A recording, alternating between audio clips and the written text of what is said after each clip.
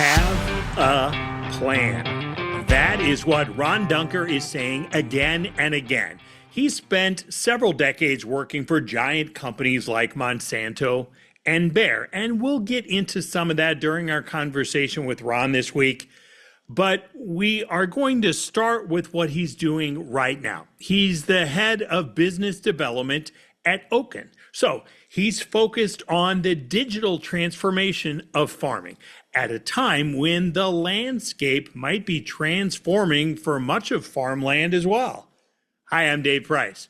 Ron will take us through what might be ahead for farmland, what happens if so much of it changes hands, and why it is so critical, quite simply, to have a plan.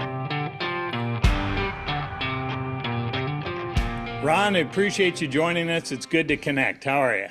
I'm good, Dave. How are you today? I am awesome. Thank you. We're going to talk about a lot of things in this week's show, but I think maybe one of the headliners is what's a plan, right? That's something you really want to stress with people. Have a plan. Why does it all come down to that for you? Yeah, thanks for this opportunity, Dave. The plan is so if you look at the way that land is transitioning and the speed in which it's transitioning, um, and you look at farming operations across the United States, it's looking at those leased acres and saying, okay, how am I going to retain those acres for my farming operation, right? That's critical. If you look at data, half to two-thirds of land is leased as it pertains to the Mhm. overall operation of the farm. So really, I'm glad you brought this up right at the very beginning because I like to talk about this a lot. I get this all the time. I've talked to hundreds and hundreds of growers across the United States at different events and different functions, and they say, "Ron, I'm good. I've got 20, 30 years with my landowners, and we have a great relationship." And I said, "That is awesome." I said, "You've worked very hard at maintaining that relationship, building that relationship, increasing the overall value of that land for not only yourself, but for the landowner that you're working on that with." But I say to them, what's the plan for the next 25 or 30 years? Do you have that land locked down? Do you have it secured? And I say this humbly, and I'm a big advocate of learning and constant learning, and I learn from these growers all the time. But when I ask that question, 9 times out of 10, Dave, I don't know. No, I haven't thought about that, or I'm Mhm. not really putting that together. So I'm so glad that you brought that piece up. The planning is critical to making sure you secure that land, right? And so I just appreciate you bringing that up. You have to start thinking it, don't think about it tomorrow because that might be too late, right? That might be too late. That land may get sold, right? And a broker may sell it, or it may, you may lose it to your neighbor. You may lose it to some other ag investment entity, and all those are, good and good avenues for land to go to. I'm not saying that that's bad, but if you think about securing that land for the future, I don't hear a lot of people I've watched a lot of your podcasts and listened to a lot of the industry and been at a lot of conferences where they're having all these talks around AI Mhm. and ethanol and all these different topics that are impacting and the industry, but nobody is talking about this hidden disruptor that's going on in agriculture, and that's this land transition that's happening extremely fast. And if you look at USDA data, Dave, that the timeline for the next 25 to 30 years, it is going to be the largest land wealth transfer of land in the United States. And that's where I'm coming from. And yeah, I look forward to our conversation and your questions around that. But it's phenomenal. If you think about in 20, let's say just say 2045, right? Well, now you also have a new landowner and paper and having coffee with them or taking them out to dinner and having those what I call round the table Mhm. conversations with those folks. That's not happening anymore, right? We've now moved to how do you become a more professional style of, tenant, and what kind of tools are you going to apply? And that's where Oaken kind of comes in. It helps you with the plan, but it also helps you just show up differently and become, do a more professional style because land's moving from emotions and, farm, but this is my family farm to a true asset. It's moving to a true asset class. And growers have to think about how are they going to adjust to that as well, right? So, yeah. Okay, you're not there in age, but you're there in occupation, let's say. So I'm gonna put you on the spot a little bit, but you're a new grandpa. I am. Yeah, thanks for bringing that up. Yeah, appreciate Let's that. say that you're the landowner in this case, Mr. Grandpa. What are you gonna be Yep. called, by the way? Pops, I think. Pops? You Okay. know, you know what the true answer to that, Dave, is whatever she wants to Whatever call she me. wants to call I you. don't Good, care. I good don't answer. Good answer. Okay, Pops. All right, so Pops is kind of looking, and you've reached, you're starting to see the finish line maybe about whether you want to actively keep farming, but you're also thinking legacy wise, where to go in the future. You now have a care. granddaughter to think about, let's say, if you're one of these farmers. So when you're coming up with this plan, I think maybe some of the people I've engaged with talk about, clearly you should be doing this when you're long before your pops. Right. But, Right. once you start getting to that point, this is where things get challenging, right? Because you got to figure out, am I going to be the one actively doing it? Are we going to have somebody manage this for me? What happens when I pass on? Where does this go? What if your Right. granddaughter wants no part of this or kids want no Yeah. part of it or whatever? So what kind of conversations are you having with the other pops out there so that they can really start laying stuff out, right? Yeah. Especially as you talk about the industry has this transition now where it is a valuable asset class. So that does add in some other dynamics to this. Yeah. Yeah, it and it's broader. It goes broader beyond even the land, tenant, the farmer itself, right? I think even at the retail level, larger companies that are influencing that acre on that farm, they have to start thinking about this as well because if they lose those acres to another entity, well, that is business lost, right? So it's much broader and from an industry impact. It directly impacts obviously the farmer, but it also has a broader impact across the industry. Now, when you talk about all the moms and pops out there that are building that plan, well, that need to build that plan, it truly is. And what I say is you have these individuals that have these 20, 30, sometimes 40-year relationships with these landowners. You have to ask yourself, um, what you have to start asking them right today what their plan is for that land, right? Are the children interested in it? And if the children are interested in it, or maybe it's a niece and nephew or someone in the family structure is interested in it, well, that's where our technology can come in because we digitize that entire leasing process, the payment process, all the documentation and imagery and all that stuff on the farm. Think of like a 401k plan. Basically, the farmer can create a 401k plan for the family for that land asset. Okay, just that it's that simple.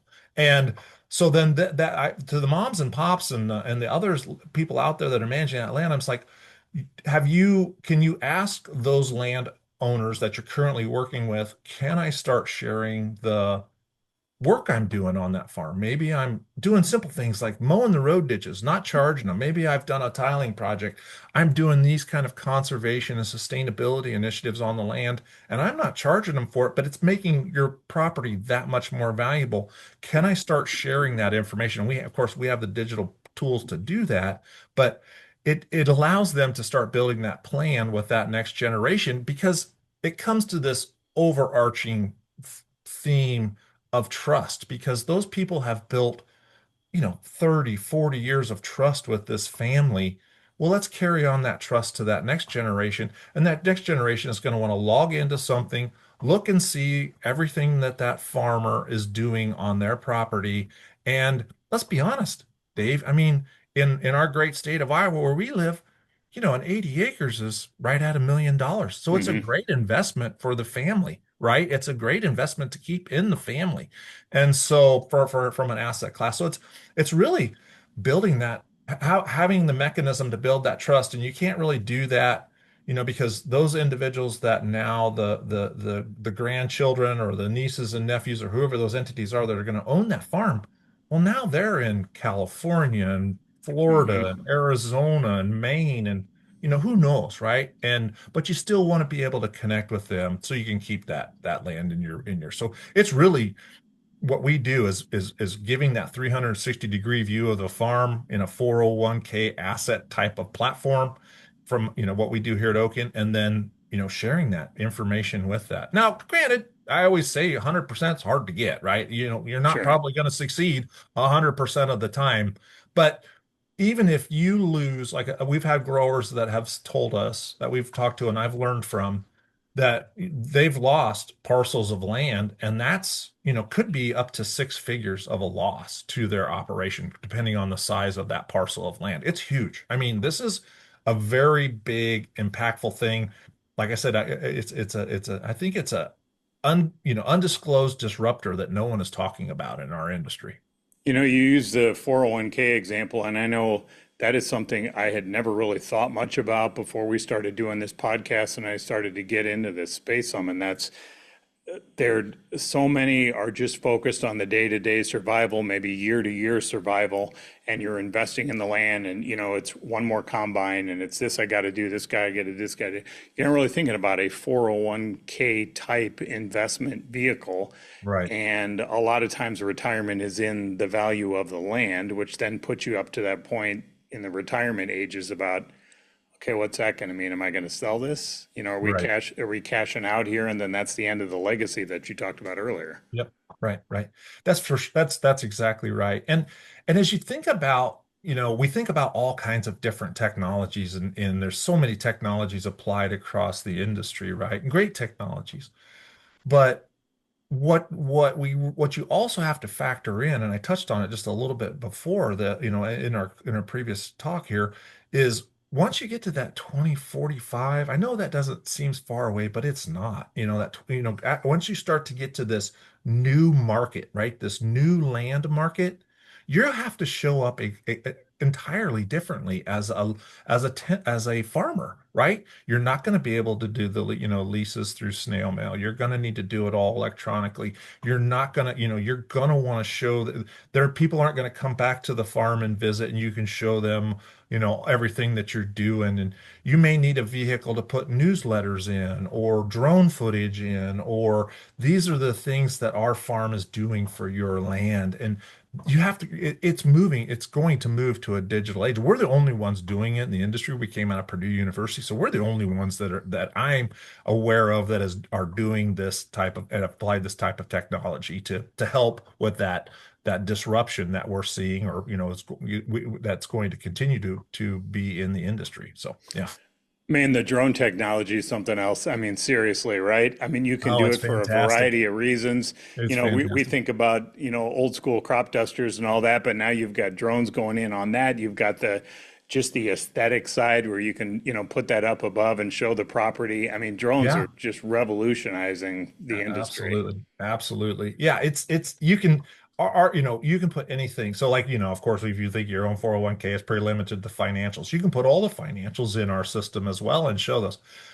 It's really up to the user who has the technology, the Oaken platform. They can share what they want. They don't have to share anything if they don't want to. They can create that land asset portal.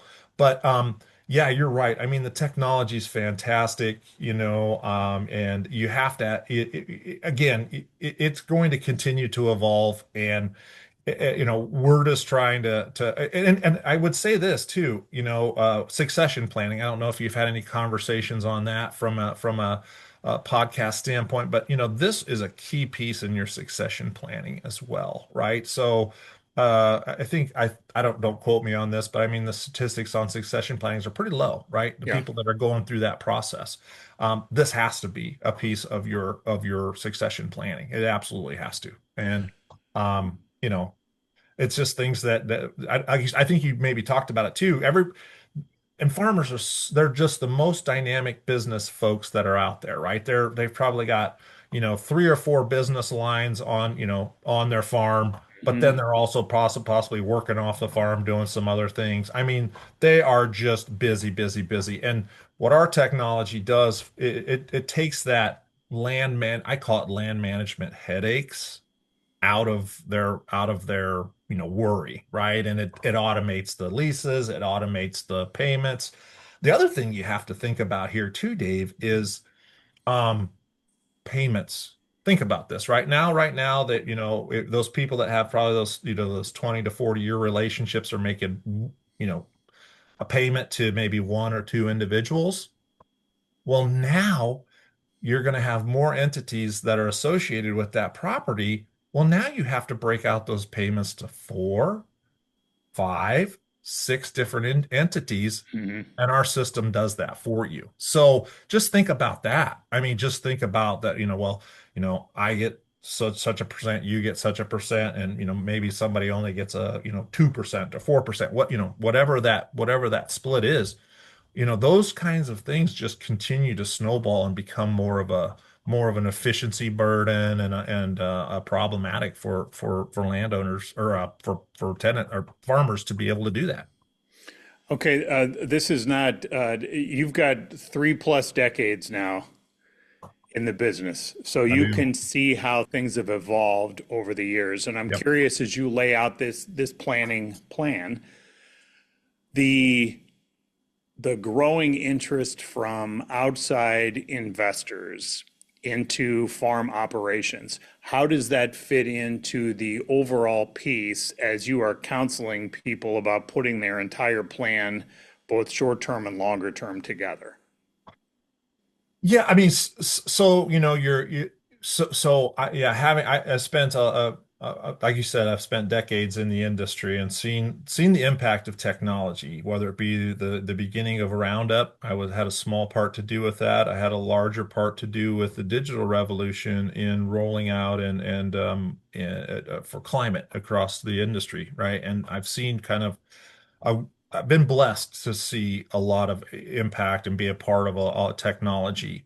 So I think that this has it's a piece of that puzzle that we try to apply technology to. This is certainly a piece that I know in the future that everybody's going to want to have things on their phones, their iPads. They're not going to look through a filing cabinet. They're not Hmm. going to do any of that.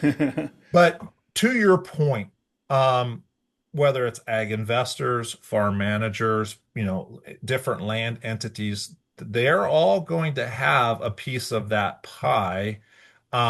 But again, you know, let's say it's a farmer working with a farm manager. Well, that paperwork and that association documentation and information that they need to be able to work with that particular farm management firm, well, they can do it all digitally now and send that to them. So they don't have to, you know what I mean? So that, Hmm. or an ag investment, maybe it's an ag investment company that they're working with that, they have to send planting dates and spray logs and all those things that you can do. Um, you can do that now digitally with our technology associated with that parcel of land and that lease. So, yeah, I mean, it certainly has a player, but I think all of those entities are going to grow. Certainly, there's great interest in ag land as a steady growth asset. Your farm management, I think, is going to grow as well, but you also are going to still have a large portion of the land management, land ownership done by farmers. And so they're still going to have to, they're going to have to evolve and with this technology and how they're going to, how it's going to impact them. As you're talking, I'm thinking about a commercial, and I cannot remember for what company, what product, but there is a woman who's probably in her 20s or 30s. She's walking around with, I believe it's her grandpa, and it is about how acknowledging how she's gonna keep this family legacy going on with the farm, and it's also about how she's gonna do things a little digitally different. Like Right. grandpa wrote down everything like in a notebook or whatever, and I think Yeah. she's gonna do it the digital way. How do you How do you make that transition happen when maybe some generations have done the old school way of I'm Yeah. logging everything in a notebook every day. Yep. Here's how much rain we got this week, and here's how much everything because it sounds like it could be a lot to make that big switch to the digital world, which Yep. clearly everybody would argue it's way more efficient to do that and it's going to help. And you've already laid out how it helps a million ways. But how challenging is that to flip that switch to make that change? Yeah, it is truly a management burden, right, for them to do that, to do something like that. What we do at Oaken, we call it a white glove service. So we'll upload all of their leases, we'll upload all of their contacts, we'll upload all, and then our system starts to build the renewal dates, and you get 90 days, 60 days. It lets you know when everything's coming due, so you'll never Mhm. miss a lease because that's a bad day. We do the payments the same way. It digitizes and electronic payments. So it does all of that. So we do all that for them to and then start training them on the system. It's very intuitive and very easy to use. That it once and we do training about every 2 weeks with them to show them, about after 6 months they're up to speed. What's really cool, and you touched on it, but I'm glad you brought that commercial up. What's really cool about this is you kind of learn the value of not only from from a digitizing and building the plan, but there is a piece in here that next, the farmer's what, 65, 68, or whatever the statistical number is. Yeah, I think I They're just saw the average landowner's 69. Yeah, so I mean, so you have this transition also occurring on the farm. I can tell you, I used to know a guy that I used to work with, and he said, I bet you money, marbles, or chalk that nobody is going to go through a filing cabinet and look at leases, and certainly not the next generations. They're going to want things digitally. So, Hmm. we have a mobile app where you can do all that, do imagery and take notes and voice record what's going on in the land, and it goes right into that lease, that section in Oaken. And so what's really nice about it is, so if you even have new like a daughter or a granddaughter or a son that's coming on the farm, they can get right in, see all the leases, see all the relationships. We have a family tree structure. You can see who's who on that particular lease, see all the payments from your phone. It's a cloud-based. They can take it anywhere and they can see all that information. So it's all digitized. And people are like, well, yeah, we still like to have a paper copy. Well, the paper copy, you can download it off of the system. I'll share a perfect example. We had a customer that said, yeah, we need this kind of technology because we had a fire in our office and we Mm. lost all of our paperwork. Oh man. And we spent almost a year and a half trying to recreate everything, working full time trying to recreate everything, Hmm. right? And so we don't negotiate leases and all that. It's a pure management platform. Once we get them set up, we pull out of it. It's theirs, and yeah, we don't do any lease negotiations or anything. I like to say that because their data is their data, and it's their operating platform. Man, that example gives you a real life example of this, and obviously it sucks for that family, and Yep. to have to try to recreate that's got to be a beast to not have any kind of digital backup. Yep. But unfortunately, it does provide kind of that perfect illustration of the value of having all of these things digitized. Yep. Yep, for sure. Absolutely. There's some animosity in, about digitizing it and those sort Sure. of things, but um it just, whether it's a succession on the farm, whether it's, adjusting to the new way that you're going to have to interact with landowners, or just the pure efficiencies. I mean, what we have people that tell us that are managing lots of leases, 30, 40, 50, hundreds, right? Hundreds of leases. It allows them to scale as well. Like, we've got everything in one place. Here are all these leases. We're going to put them into our system. We can manage them from our home office, so you're allowed to scale. Even with five leases, people that have five leases on it, well, they want it because they want to show up differently in the marketplace when they're going for competitive acres, right? They want to show up a little differently to say, hey, this is how I manage land. Not only do I do all this other stuff, but here you can have all this digital information on your land that I'm going to provide as well. So the values just, you keep learning and listening and hearing and like, wow, that is a great idea that I've never thought of. You learn the most from your customers. You really do. I'm hearing you talk about so many changes that you've experienced. Stepping back from all of this, earlier in your career, you worked for Bayer and Monsanto, Yeah. and it feels like we have a segment of our overall population that, let's call it skeptical at the least, of some of these giant corporations. And are they the good guys? Are they the bad guys? How do you view what's going on with all of this and the pressures for these big companies to make sure that they're being fair to consumers, not overcharging, making sure that they're not their products are not ruining our soil and ruining our land and all of that. And I appreciate you're out of this now, but like, what do you make Yeah. about this kind of, I don't know if it's a movement. I don't know what it is to call it right now. Skepticism? I'm not sure the right descriptor. Yeah. Well, that can be a whole podcast in itself, Dave. Yeah, I know. Maybe that's But part I'm two going of to give this. you I'm going to give you a real life example that so I have a biology degree, Yeah, and I understand science. I understand the scientific principles that it takes, and anybody that's been part of science and understands the scientific principles, you're never going to get someone to say it's 100% safe. sure. It just that's the whole premise. It's worked for centuries and centuries and centuries, and it's the best thing that we've got, and it's advanced technologies not only in agriculture but in medicine. So I'm very passionate about that. So I appreciate people that revisit, safety and Hmm. do all that stuff. We should be. We absolutely should be. But when biotechnology rolled out, and I was chin deep in it when biotechnology rolled out, and at the time I was actually working in a chemical manufacturing facility, and I raised my hand and said I want to be a biotech ambassador, and I would go out and talk to Lions groups, Kiwanis, city councils, whoever, school groups, and whoever would want to talk about biotechnology. You talk about the safety, right? And back then, I mean, whew, I mean, there were people in white suits, and Monsanto was going to kill the world with Mm. biotechnology. And I'll just say this, again, nothing is 100%. I won't say that it ever is, but biotechnology has been pretty darn beneficial to our world.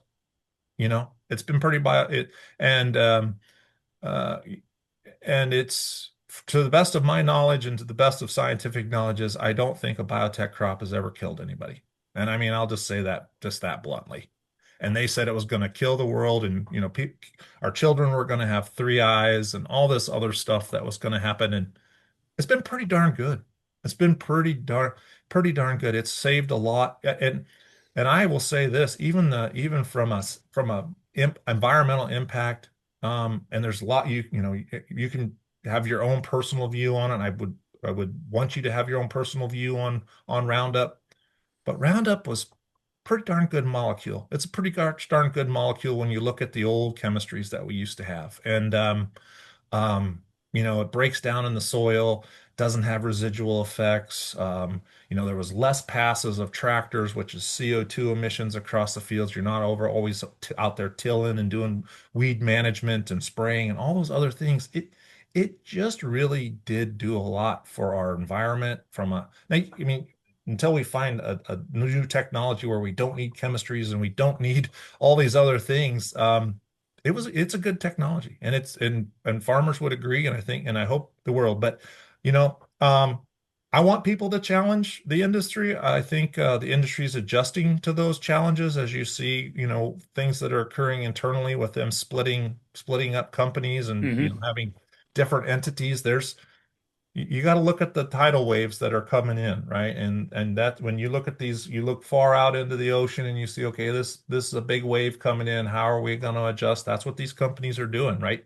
Um, but I don't know if that answered your question, Sure. Dave. But I think it's true that um, the safety and all that should always be challenged. But I have my own opinions. I've been in the industry a long time. I've made the chemistries, so I've been on the digital side. I've seen the impact that this technology can have. We can't have those naysayers out there always telling us this is bad, this is bad, this is bad. There's got to be some balance to it as well. And I think the most people in the world have that balanced approach. It's just the voices that are bad, bad, bad always get the headlines. You know that for being in the industry. Sure.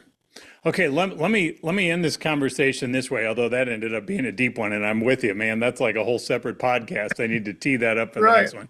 But as you kind of reflect on everything you've done over your career, um, and you mentioned that plant biology was where your emphasis was back in the day in college. But if you look at all the stuff you've done over your career, as you sit here right now, when somebody stops you and asks you why, like why have you been in agriculture for 30 plus years? There are a lot of things you can think about growing up to do when you grow up.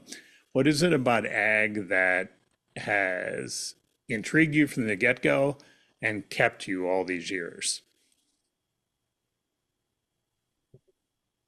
So, what's kept me what's made me passionate about and I think when you work and you have a career and you do those things, you have to be passionate about the overall big picture. And with agriculture, it always felt like one, we were helping out, having grown up in the Midwest and walked soybean fields and detasseled corn and done all those things, Real right? And work. yeah, real work and been part of a farm myself growing up. Um, I just felt like we were doing things that really did help out the American farmer or farmers across the world for that matter. And it's it's and holistically, um, you are impacting the world and our growers. I mean, I do a little part. The farmers and they do it all in the industry that's spending billions of dollars in research and those sort of things. But um, being a part of being able to feed the world. I remember as a kid growing up and seeing the Ethiopia kids and, Hmm. having, people that they were, didn't have anything to eat. And, I just thought, how can this be? And just to be able to know that you're doing something that's feeding the world, that's doing something positive to keep humanity, you know, in place on this planet for as long as we possibly Hmm. can is very powerful. And then just the industry itself.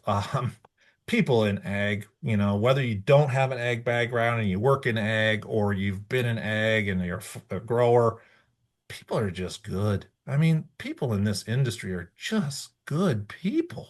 And who wouldn't want to work in an industry where the people are good?